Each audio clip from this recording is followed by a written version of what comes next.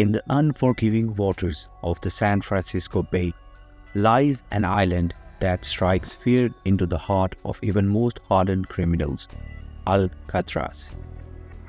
But in the early 1960s, a daring escape plan was executed, shattering the walls of the seemingly impenetrable fortress. Alcatraz, also known as The Rock, is a famous island prison surrounded by the ocean and a 15-foot-high fence. It's tough to escape because of strong winds and high waves. Since 1934, it's been a federal prison with maximum security, making it nearly impossible to break out. It all began with the arrival of Frank Morris, a sharp-witted and cunning inmate. As the heavy iron gate shut behind him, Morris found himself on the rock, surrounded by the cold, grey walls of Alcatraz. Hello and welcome to our YouTube channel. If you are new to our channel, do consider subscribing, and if you like our videos, please give us a thumbs up. And now, let me tell you how Alcatraz 3 inmates pulled off the impossible. In July 1962, 3 prisoners, including Frank Morris, managed to escape from Alcatraz.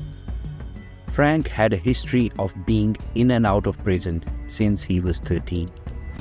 Alan West, another escapee, had suggested the idea of breaking out in 1960, finding a potential escape route in the Block B of this prison. Later on, the Anglin's brother also became part of this escape. Their first problem was these 4 used to meet in the lunch break and extra spare time, but their cells were not in Block B. They kept trying to shift them to Block B, and they were lucky that one of the jailers moved them.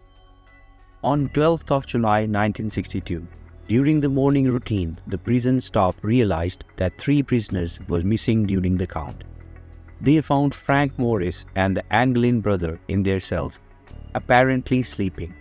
But when they tried to wake them up, it turned out they had used dummy heads made of plaster and concrete. The jail staff was confused and an island-wide search was conducted, thinking the prisoners couldn't have left the island. The FBI was also informed, but it was discovered that the escapees had broken a vent in their cell wall to get out. Surprisingly, there were not 3 but 4 damaged vents on the wall, and the 4th one belonged to Alan West. Unfortunately for him, he couldn't escape through his vent. Alan West realized he had no chance of escaping, so Alan West decided to confess the entire plan to the investigators. He admitted the whole idea was his, and he crafted the dummy heads using hair gathered during prison haircuts. There was a small opening on the back wall of the 4 cells, measuring 5 by 9.5 inches. Alan, who had worked in prison maintenance, knew the loophole in these cells.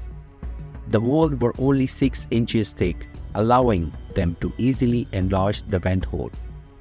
They even made a drill machine from a prison vacuum cleaner.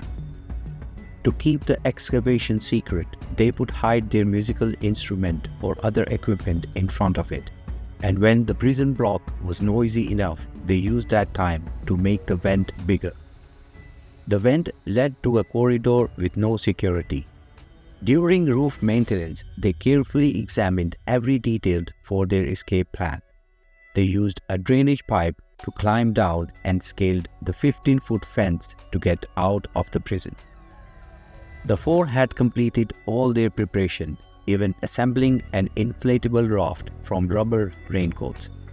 Additionally, they made something like a life jacket out of raincoats to prevent drowning if the raft failed. Despite all these details, the real question for the FBI remained unanswered. Where were the escaped prisoners now? Alan West revealed that the plan was to pass by Angel Island, located in the north of Alcatraz, and reach the mainland where security was low. They intended to steal a car and clothes there. Despite searching the surrounding mainland areas, there was no reports of theft or robbery, and the three escapees were nowhere to be found. Footprints on the roof of Block B and the pipe they used to climb down confirmed Allen West's story. The FBI, Coast Guard, Bureau of Prison, and U.S. Marshal Services joined forces but found no sign of the prisoners, raft, or life jackets. 4 days later, the Coast Guard found a wooden paddle believed to be the part of their raft. They also found 2 bags made of raincoats containing personal belongings like family photos and letters. And these items prisoners usually don't leave behind easily. The assumption was that they might have drowned, but no bodies or body parts were found for several months, challenging this theory. Another theory emerged that the prisoners might have swum to the mainland. The FBI closely monitored the Anglin's brother family after the 1962 escape. David Widener, the nephew of John and Clarence Anglin, told the FBI that their older brother assured his sister at the time of his death that the brothers were safe and in contact with them. Some family members claim to have seen 2 women in hats and makeup who might be John and Clarence in disguise. However, these women were never seen again. After 15 years, the Anglin brothers were reportedly spotted together in Brazil by a cousin who even took a picture. The family believes it's them, but U.S. Marshals investigators doubt it because the ages in the photo don't match those of the Anglin brothers. This was the last known sighting of the Anglin brothers. A year later, the prison closed, and by 1979, the FBI officially gave up on the case. Only the U.S. Marshal Service continues to pursue it. The case will remain open until the prisoners are caught, their bodies are found, or they turn 99. Alcatraz Island has become a national park, allowing tourists to see the bars of Block B, where Anglin brothers Frank Morris and his partner Allen West were imprisoned 60 years ago. And that's it for today's episode of Let Me Tell You. I hope you find our videos informative and interesting. Let us know about your thoughts in the comment below.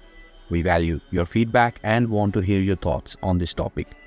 Make sure to hit that subscribe button and turn on notifications so you never miss an episode. Thanks for watching, and we'll see you next time on Let Me Tell You.